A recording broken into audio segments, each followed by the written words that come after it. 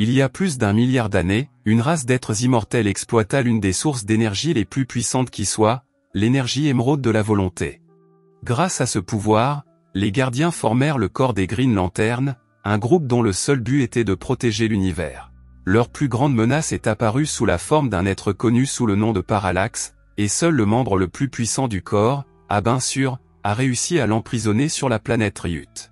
Quelque temps plus tard, une équipe d'extraterrestres s'écrase accidentellement sur Ryut et tombe sur la prison de Parallax. Parallax utilise leur peur pour voler leur force vitale, ce qui le rend assez fort pour se libérer et s'échapper. Pendant ce temps, sur Terre, le jeune Hal Jordan trouve ses parents en train de se disputer la nuit au sujet du travail dangereux de son père, mais ils se réconcilient rapidement. Le lendemain matin, Hal quitte la maison excité, sans prendre son petit déjeuner. Au lieu de prendre le bus scolaire, le garçon se dirige vers le lieu de travail de son père. Il trouve Martin qui se prépare pour un autre vol d'essai, tandis que Carl Ferry, son associé, propose à Hal de l'emmener dans son bureau.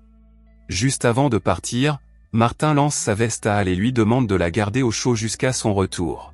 Dans le bureau de Carl, Hal rencontre Carol, la fille de Carl, et Hector, le fils du sénateur Hammond.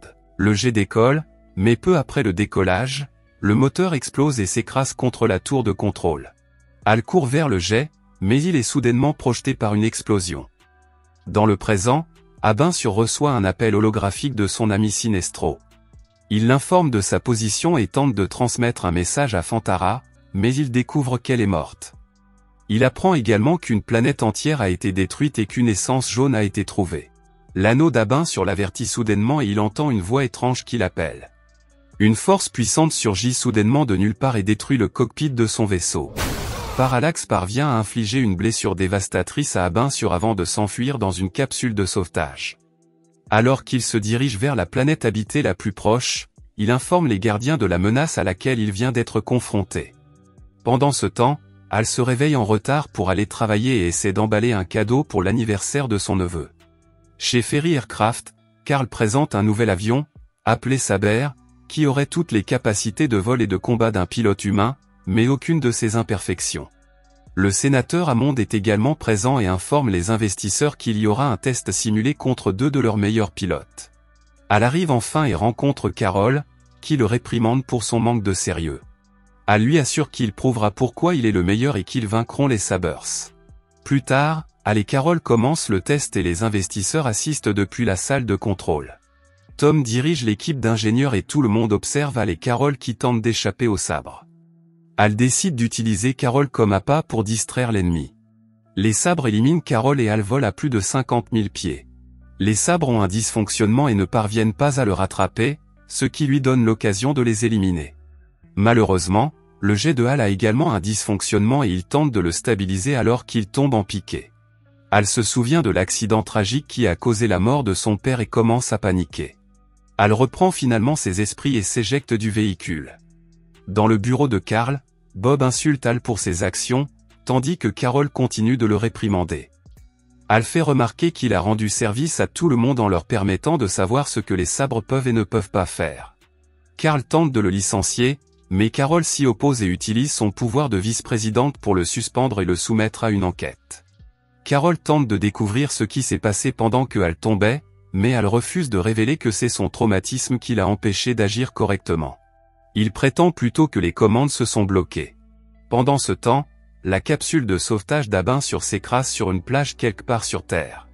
Disposant de peu de temps, il ordonne à son anneau de bien choisir, tandis qu'une énergie verte en émerge. Pendant ce temps, Hal arrive à la fête d'anniversaire de son neveu, où il trouve sa mère et ses frères en train de regarder les informations qui parlent de son accident. Cela conduit à une discussion entre Hal et son frère Jacques au sujet de sa sécurité. Hal monte à l'étage pour voir son neveu, Jason, qui le serre dans ses bras. Soudain, l'énergie verte de l'anneau pénètre dans la pièce et entre dans Hal. Plus tard, l'énergie verte forme soudainement un champ de force autour de lui et le transporte sur le lieu de l'accident d'Abin Sur.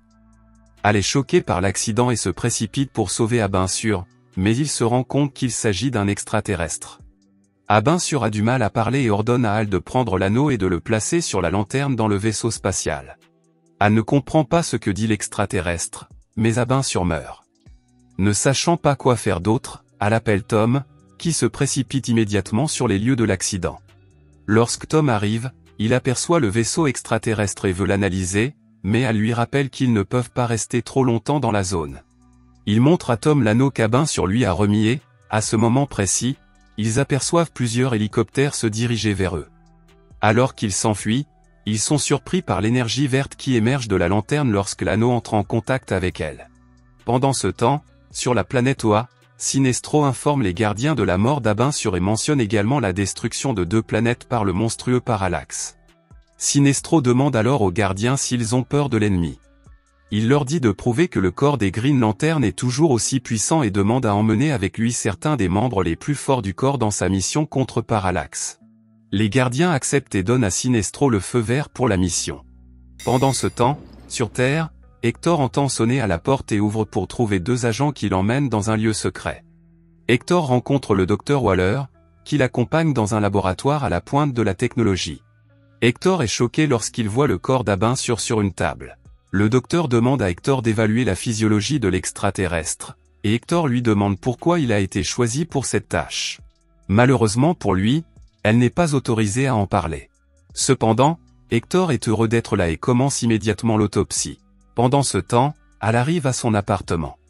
Il met la bague et essaie de l'activer, mais lorsqu'il n'y parvient pas, il se souvient qu'Abin sur lui a dit de prononcer le serment tout en portant la bague. Sa frustration grandit car rien ne fonctionne. Hal touche accidentellement la lanterne avec l'anneau et une vague d'énergie le projette sur le canapé. La couleur de ses yeux commence à changer et il prononce le serment. À ce moment-là, Hal entend frapper à la porte et trouve Carol qui veut entrer pour parler. Hal lui suggère plutôt de sortir boire un verre. Dans le laboratoire secret, tandis qu'Hector procède à l'autopsie, des fragments de l'énergie jaune de Parallax pénètrent dans son sang. Hector remet une copie de son analyse au Dr Waller et souligne à quel point la physiologie d'Abin sur est extraordinaire. Mais la femme lui révèle que ses supérieurs ne veulent pas que cela se sache. Pendant ce temps, Hal et Carol se rendent au bar pour boire un verre et Hal s'excuse soudainement pour ses erreurs passées. Alors qu'ils dansent, Carol avoue avoir passé toute la journée à s'inquiéter pour lui et lui demande ce qui s'est passé pendant le test. À sa grande surprise, Hal la remercie soudainement pour la danse et quitte le bar. Il rejoint sa voiture, mais Bob et quelques anciens collègues arrivent. Ils l'agressent pour se venger de sa décision imprudente qui leur a coûté leur emploi. Hal tente de se défendre, mais il n'est pas assez fort pour repousser les 3 hommes. Hal utilise accidentellement l'énergie de l'anneau pour créer un point géant qui frappe les 3 hommes. L'étrange champ de force l'entoure à nouveau, mais il essaie d'enlever l'anneau. Cependant, cela ne fonctionne pas et le champ de force l'emmène hors de l'espace et dans un trou noir. Hal voit la planète Oa de l'autre côté du trou noir. Au même moment, Hector a du mal à dormir et essaie de se rafraîchir dans la salle de bain. Pendant ce temps, sur la planète Oa, une étrange machine scannait le corps de Hal, lui causant une douleur immense. Plus tard, il se réveille et se retrouve vêtu de l'uniforme du corps des Green Lantern. Thomas Re se présente comme le Green Lantern du secteur 2813. Thomas Re explique que l'espèce humaine est relativement jeune par rapport aux autres et que Hal est le premier humain à devenir une lanterne verte. Ils arrivent dans une clairière et trouvent les gardiens venus des 3600 secteurs.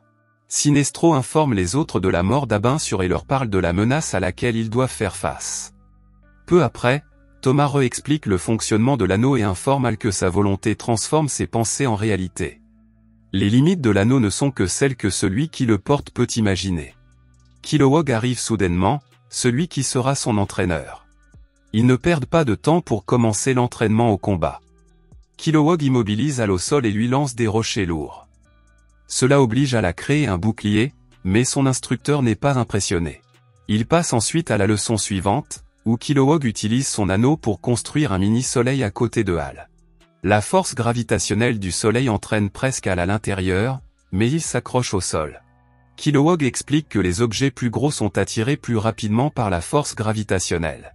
Il propose d'aider Hal à se relever, mais le frappe soudainement au visage, affirmant que ses ennemis ne seront pas loyaux. Hal prend cette remarque personnellement et l'utilise contre son professeur, finissant par le mettre au tapis. Soudain, Sinestro arrive et n'est pas impressionné par le fait que l'anneau ait choisi un humain.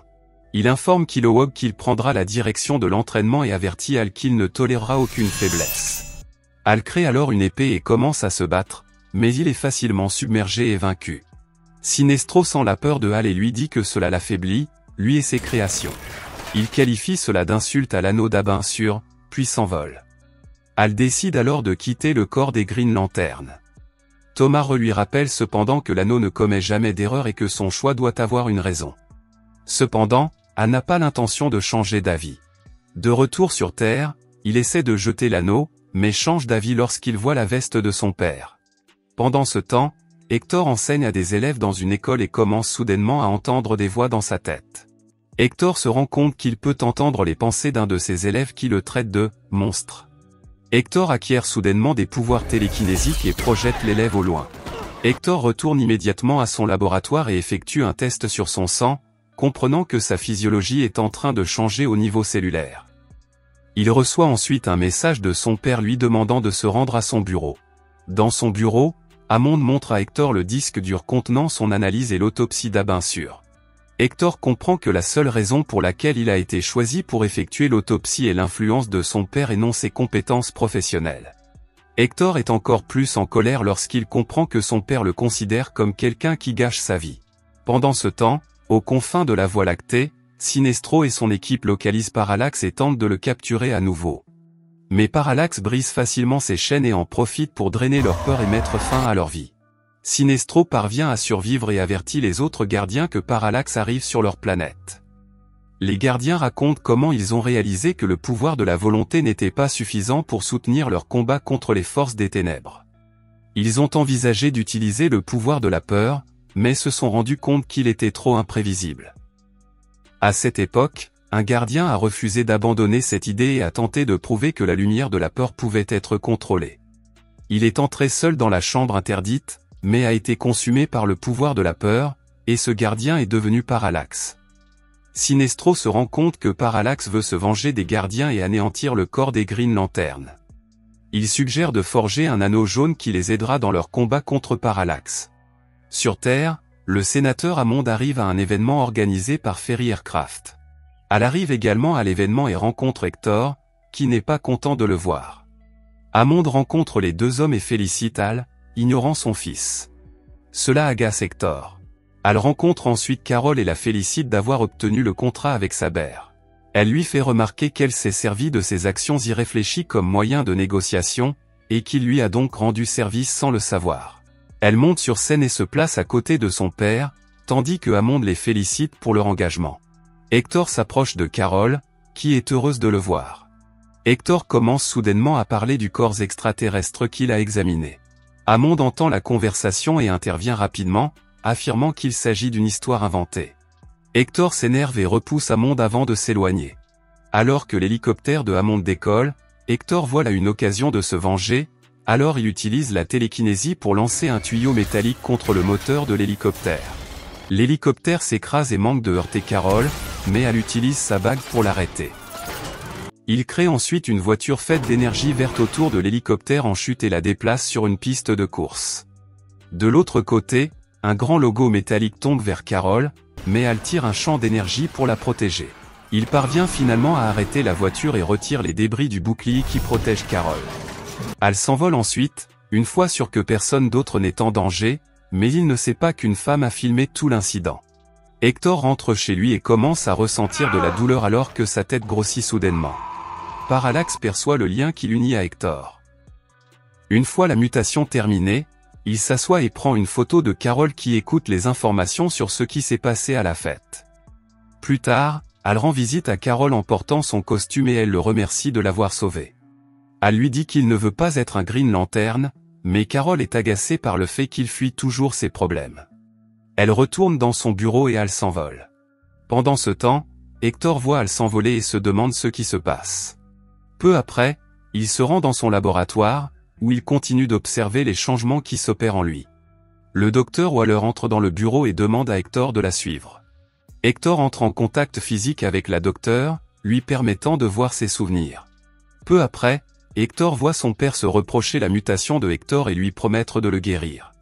Hector affirme cependant qu'il ne s'est jamais senti aussi bien de toute sa vie, mais un médecin le sédate rapidement pour l'empêcher de bouger. Hector se réveille et se retrouve attaché à une table, son père lui annonçant qu'il va subir des tests. Hector utilise alors sa télékinésie pour neutraliser le médecin et se libérer. Il immobilise Amonde sur la table et l'empêche de s'échapper. Soudain, Hal fait irruption dans la pièce et trouve le docteur Waller cloué à une paroi de verre. Hector la fait tomber, mais Hal la rattrape et jette du verre incandescent sur le visage d'Hector. Hal tente alors de sauver Amonde, mais Hector le met au tapis à l'aide de grands conteneurs métalliques. Hector accède au souvenir de Hal en le touchant et découvre son identité secrète.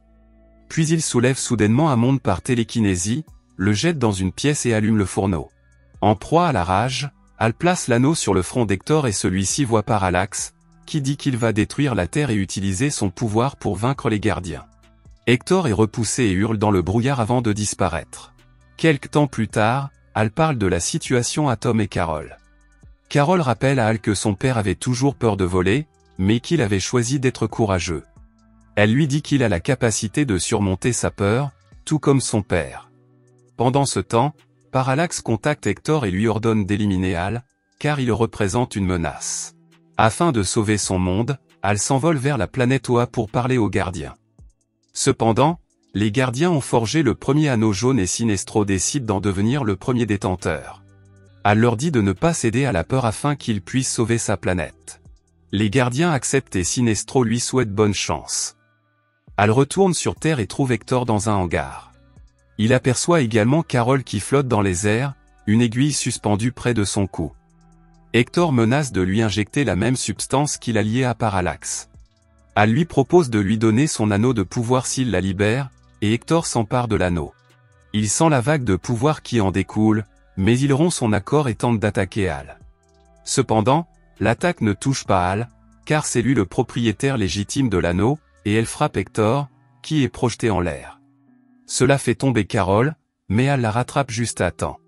Au même moment, Parallax arrive sur Terre et trouve Hector, le traitant de raté, puis absorbe son essence jusqu'à le tuer.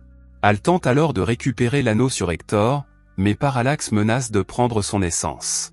Carol comprend que Hal a besoin d'aide et utilise des missiles pour distraire Parallax. Comprenant qu'il n'a pas le choix, Hal décide de se sacrifier pour le bien de tous. Parallax sème le chaos sur Terre en attaquant les civils et en leur volant leur essence.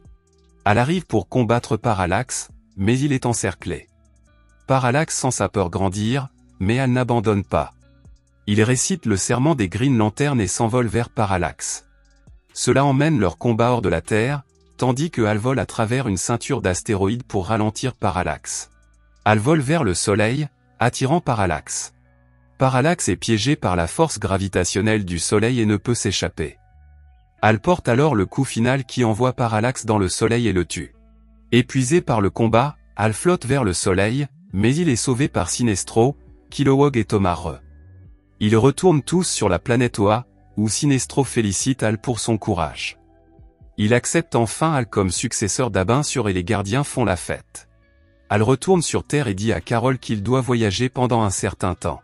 Sur la planète Oa, Sinestro se dirige vers la chambre forte où est gardé l'anneau du pouvoir basé sur la peur.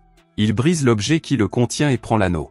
Sinestro enlève alors l'anneau de Green Lantern et enfile l'anneau jaune, qui rend sa combinaison jaune et lui insuffle l'énergie provenant de la peur. Quel super pouvoir aimeriez-vous avoir? Écrivez-le dans les commentaires et abonnez-vous à la chaîne pour d'autres vidéos comme celle-ci. Merci d'avoir regardé.